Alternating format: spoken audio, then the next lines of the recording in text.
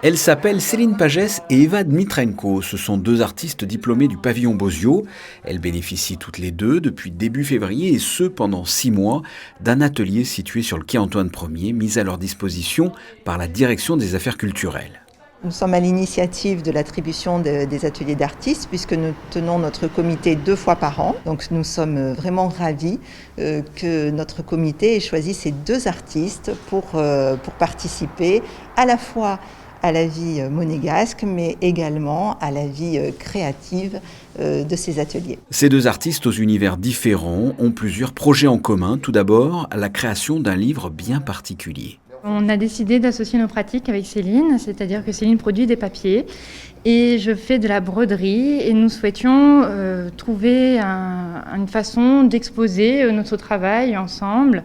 Donc c'est un travail à la fois très technique, parce que évidemment il faut qu'un papier soit suffisamment souple, suffisamment solide pour accueillir ces broderies et puis extrêmement créatif parce qu'on va pouvoir faire rencontrer nos deux univers.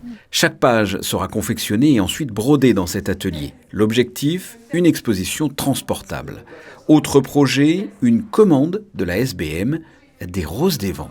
Le but, c'était de lier l'histoire de la principauté et des roses en proposant donc des moulins à vent qui tournent avec le vent, mais en travaillant la forme des pales. Donc ça, c'était notre travail plastique, de vraiment se rapprocher en termes de couleurs, en termes de palettes, en termes de teintes des fleurs, en fait.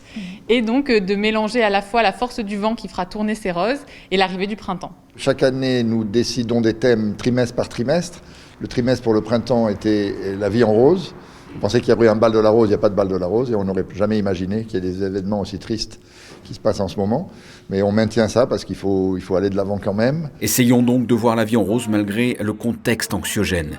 Pour cela, 155 roses des vents, dont les plus grandes mesurent 3 mètres de haut, seront plantées devant l'Ermitage, le One Monte Carlo, les Boulingrins et l'avenue Monte Carlo du 8 mars au 8 mai.